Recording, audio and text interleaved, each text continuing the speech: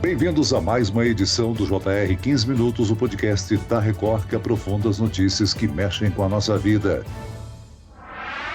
O ex-jogador Robinho vai cumprir no Brasil a pena de 9 anos de prisão pelo crime de estupro coletivo cometido na Itália. A decisão foi tomada pelo Superior Tribunal de Justiça em Brasília.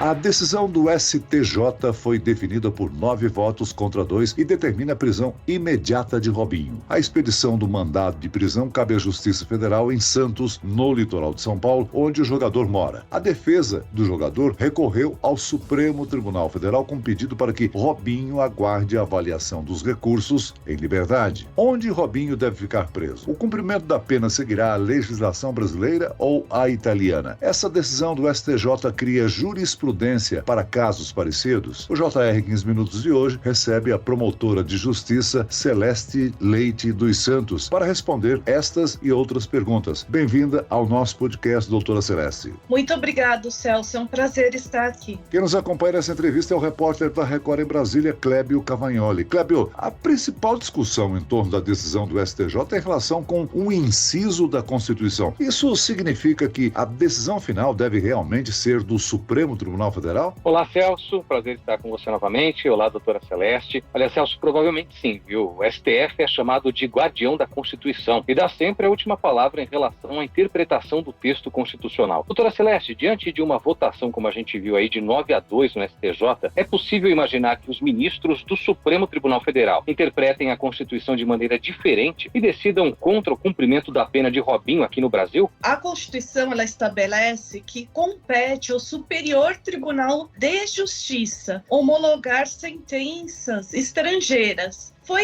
realizado um pedido de cumprimento de pena no Brasil seguindo a Lei de Imigração de 2017. Esse pedido foi acatado pelo Ministério da Justiça, que fez o juízo de admissibilidade. Admissibilidade, o que significa isso? Significa que ele verificou que, de fato, existiam tratados bilaterais e multilaterais entre o Brasil e a Itália, como, por exemplo, o Tratado de Palermo e outros tratados. E que foi prometida reciprocidade, ou seja, se por acaso um italiano vier para o Brasil, for condenado e ele for para a Itália, o Brasil poderá também pedir para que esse italiano cumpra a pena determinada pelo tribunal brasileiro. E o Brasil ele não pode passar uma mensagem para a comunidade internacional que é um país da impunidade, que é um país que simplesmente silencia diante de crimes hediondos praticados. Então, nós não vamos aplicar direito alienígena na hora de cumprimento de pena. Isso significa que vai ser aplicada a lei de execução penal, o regime inicial fechado, ele permite progressão de regime cumpridos certos patamares. O Supremo ele tem que decidir, inclusive,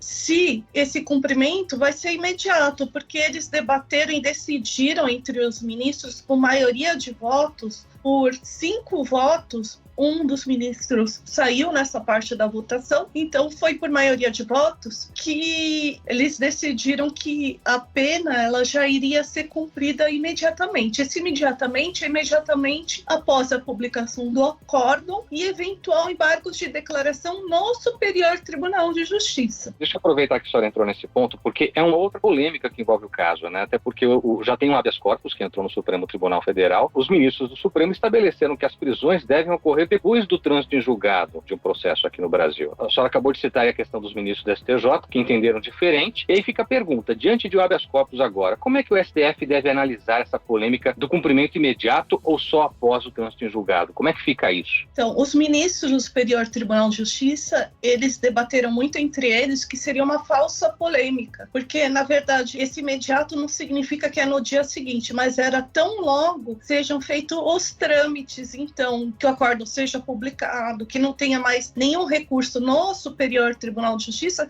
que é o órgão competente pela Constituição para homologar esse tipo de sentença. O que o STF poderá fazer? Ele teria que analisar, olha, houve uma manifesta ofensa ao devido processo legal, as provas foram obtidas por meios ilícitos, que é uma das alegações da defesa e que foi rebatida pela ministra Galotti, de que as provas teriam sido colhidas por uma interceptação ambiental, uma gravação telefônica não autorizada, e ela mencionou que a própria sentença menciona que houve transcrição integral de todas as gravações realizadas com autorização judicial. Então, na realidade, a análise do mérito é mesmo do Superior Tribunal de Justiça. Só se tiver uma flagrante violação ao direito de defesa, o que me parece, depois de primeiro grau na Itália, segundo grau, corte italiana, que seja pouco provável que isso seja reconhecido. Agora, doutora Celeste, o texto da Constituição fala que um brasileiro nato condenado por um crime não pode ser extraditado para cumprir pena em outro país. A defesa de Robinho interpreta que esse texto também não permite que essa pena seja cumprida aqui no Brasil. Essa interpretação não cria uma condição de impunidade? Ou vale o tratado que a senhora já citou no início da nossa conversa?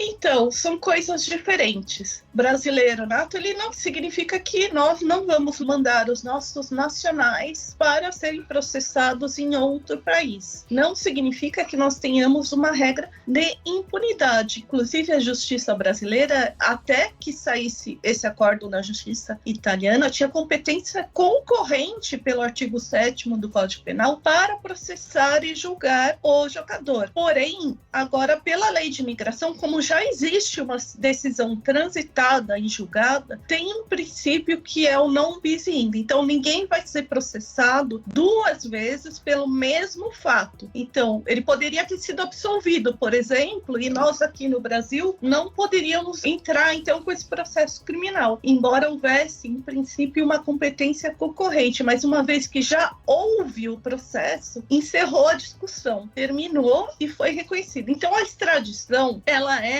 para você não enviar ou para responder ou para ser preso em outro país. O ministro Herman Benjamin, ele ressaltou bem durante o voto dele a questão dessa figura nova que foi criada pela lei de imigração em 2017, chama de uma extradição dentro do território nacional. Então, uma extradição para fins de cumprimento de pena. Eles usam esse termo extradição, mas não quer dizer que ele vai ser enviado para nenhum local. Vai ser expedido o ofício para a Vara Federal de Santos para que ele cumpra a pena aqui no Brasil de acordo com a lei brasileira. Agora, doutora Celeste, se for cumprida aí a determinação de prisão imediata do ex-jogador, onde ele pode cumprir a pena? Há possibilidade dele ser levado, por exemplo, para o presídio de Tremembé, no interior de São Paulo, onde costumam ficar presos de casos com maior repercussão? Quem decide o local? Quem decide o local é o juízo responsável pela execução penal. Então, vai ser distribuído para um dos juízes federais da comarca de Santos, porque ele tem residência em Santos. Isso até já ficou determinado no acórdão. E esse juiz, ele vai fixar toda forma de cumprimento de pena. Provavelmente será num presídio federal, mas qual o presídio, isso é o juízo da execução que vai determinar. Doutora Celeste, a senhora explicou um pouquinho sobre a questão do cumprimento da pena, né, de 9 anos do Robinho, que deve seguir basicamente o regime que a gente tem aqui no Brasil. A pergunta que se faz hoje, basicamente, é sobre aquela questão, né, de progressão de penas e também quem é que prende o Robinho. Tem uma polêmica que a gente tem ouvido aí desde a determinação da STJ sobre quem prende o Robinho. É a Polícia Federal? É a Polícia Civil de Santos? Como é que funcionaria esse momento da prisão? É expedido um mandado de prisão. Como é a Justiça Federal, em regra vai ser a Justiça Federal. Porém, como já existe esse mandado de prisão, qualquer autoridade que tenha contato com o jogador poderá realizar a sua prisão. Outro brasileiro, Ricardo Falco,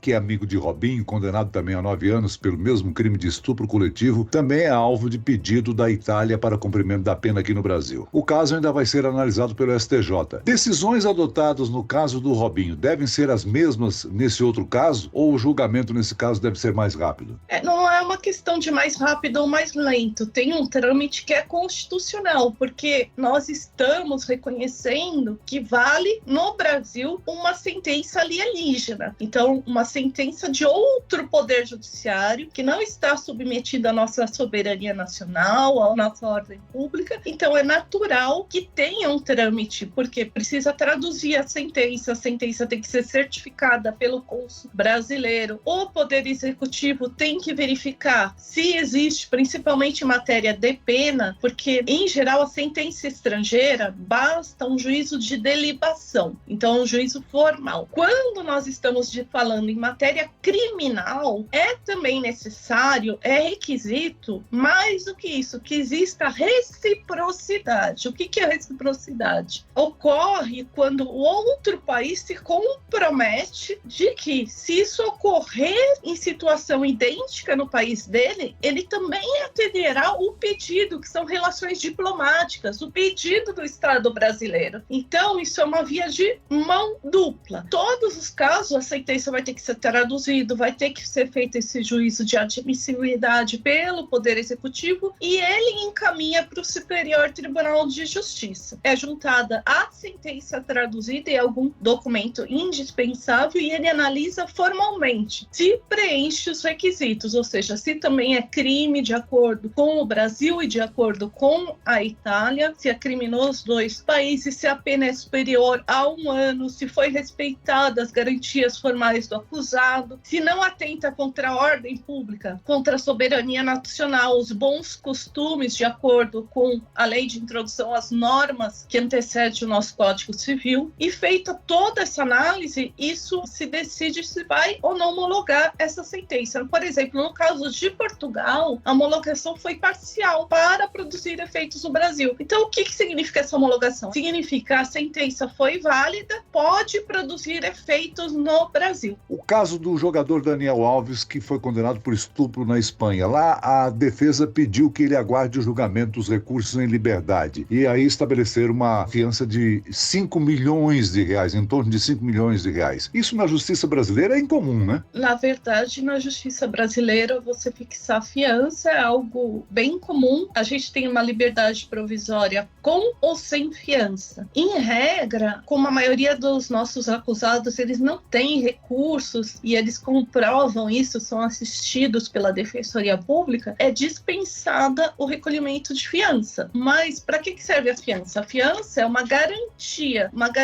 para o juiz. Se a pessoa descumpre qualquer das cláusulas previstas na liberação, ela perde essa fiança. Isso existe aqui no Brasil também, a possibilidade de fixar liberdade provisória com fiança, porque lá o caso é diferente, porque ele só foi condenado ainda em primeiro grau. Lá, de fato, não transitou em julgado. Então, é bem comum no Brasil que as pessoas respondam em liberdade até o trânsito em julgado da decisão. O que se discute muito, e ao longo do tempo varia a interpretação, seja do STJ ou mesmo do STF, é a partir de quando, afinal de contas, transitaria em julgado uma decisão. Porque com essa possibilidade, por exemplo, do habeas corpus, seria até ilimitado. A pessoa entraria sucessivamente com habeas corpus e nunca haveria um trânsito em julgado. Então, foi bem emblemática essa decisão do STJ que disse, não, a partir de agora, mesmo que tenha recurso para o Supremo Tribunal Federal,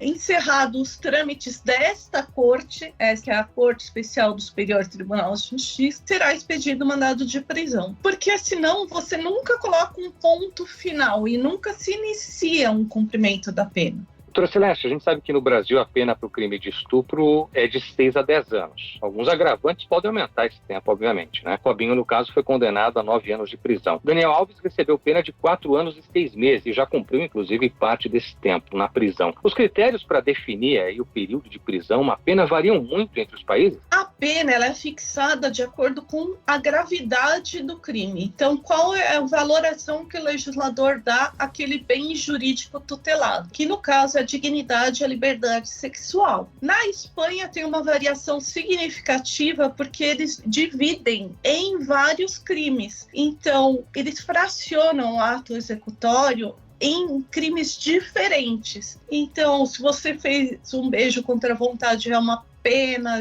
Se você pratica um outro tipo de ato libidinoso que não a conjunção carnal, é outra pena. E eles descrevem, se você pratica com violência, que é o que o Daniel foi condenado, um crime que há a introdução do pênis com violência, então tem essas minúcias na legislação espanhola. Aí é outra pena, que a pena mínima de 4 anos. Então, é por isso que, na verdade, pra gente parece que soou estranho. Soou estranho porque tem vários crimes e ele foi condenado somente esse crime, que foi de efetuar essa penetração sem o consentimento da vítima e com violência. E no Brasil, essas condutas, elas se englobam numa só. É mais fácil você configurar a prática do crime. Mas também a pena, se você for somada à Espanha, pode até ficar mais grave. Muito bem, nós chegamos ao fim desta edição do 15 Minutos. Eu quero aqui agradecer a participação e as informações da promotora de justiça, doutora Celeste Leite dos Santos. Muito obrigado, doutora. Muito obrigada. E agradeço também a presença do repórter da Record em Brasília, Clébio Cavagnoli. Obrigado, Clébio. Eu que agradeço, Celso. Sempre um prazer,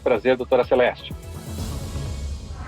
Esse podcast contou com a produção de David Bezerra e dos estagiários Fernando Russo e Isabela Santos. Sonoplastia de Marcos Vinícius. Coordenação de conteúdo, Edivaldo Nunes e Deni Almeida. Direção editorial, Tiago Contreira. Vice-presidente de jornalismo, Antônio Guerreiro. Você pode acompanhar o JR 15 Minutos no portal r7.com, nas redes sociais do Jornal da Record e nas principais plataformas de streaming. Eu, Celso Freitas, te aguardo no próximo episódio. Até amanhã.